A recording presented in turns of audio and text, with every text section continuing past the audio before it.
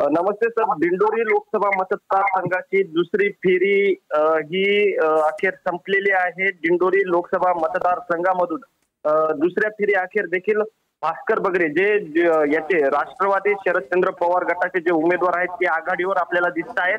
आपण जर बघितलं तर दुसऱ्या फेरीमध्ये ज्या केंद्रीय आरोग्य राज्यमंत्री भाजपचे जे उमेदवार आहेत डॉक्टर भारती पवार यांना मागच्या ज्या पहिल्या फेरीत 22,183 मते मिळालेली होती, त्यांना आता दुसऱ्या फेरीमध्ये नांदगाव विधानसभा मतदारसंघामध्ये 7,118 मते मिळालेले आहेत.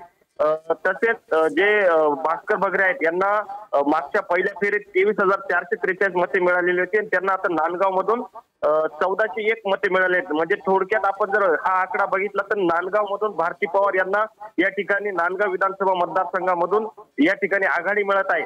कळवण विधानसभा मतदारसंघाचा विचार केला तर भारती पवार यांना 1,555 मते या ठिकाणी मिळालेली आहेत, तर भास्कर बगरे यांना 5,213 मते मिळालेले आहेत. थोडक्यात विचार केला तर कळवणचे जे मूळ भारती पवार आहेत यांचं गाव तिथलं आहे, त्या ठिकाणाहून भारती पवार ही कुठेतरी पिछाडीवर आपल्याला बघायला मिळत आहे, तर भास्कर बगरे हे आघाडीवर या ठिकाणी बघायला मिळत आहे.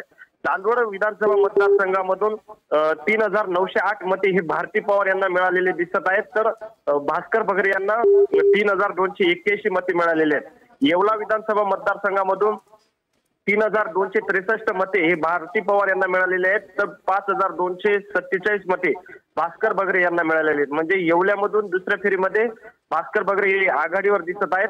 तर निफाड मतदारसंघामध्ये 3,699 मते हे डॉक्टर भारती पवार यांना मिळालेले आहेत, तर 5,812 मते भास्कर बगरे यांना मिळाले आहेत. म्हणजे निफाड विधानसभा मतदारसंघामध्ये देखील भास्कर बगरे हे पुन्हा आघाडीवर आहे.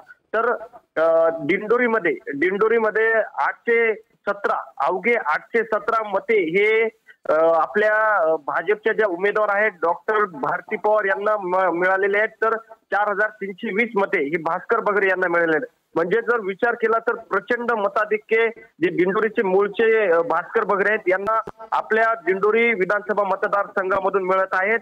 एकूण दुसऱ्या फेरीमध्ये टोटली 20,360 मते हे भारती पवार यांना मिळालेले आहेत, तर भास्कर बगरे यांना 25,274 मते मिळालेले आहेत. दुसऱ्या फेरी अखेर भारती पवार यांना 42,543 मते मिळालेले आहेत, तर भास्कर बगरे यांना 48,717 मते मिळालेले आहेत. एकूण आतापर्यंत दुसऱ्या फेरी अखेर 1,08,513 मतमोजणी झालेली आहेत. त्यामुळे भास्कर बगरे हे आपल्याला दुसऱ्या फेरी अखेर 6,200 मतांनी आघाडीवर दिसत आहेत. एकीकडे जर बघितलं तर कळवण मधून भारती पवार यांना अतिशय कमी मताधिक्य मिळत आहे, दिंडोरीमध्ये देखील अतिशय कमी मताधिक्य मिळत आहे. त्यामुळे भास्कर बगरे दुसऱ्या फेरी अखेर देखील आघाडीवर दिसून येत आहे.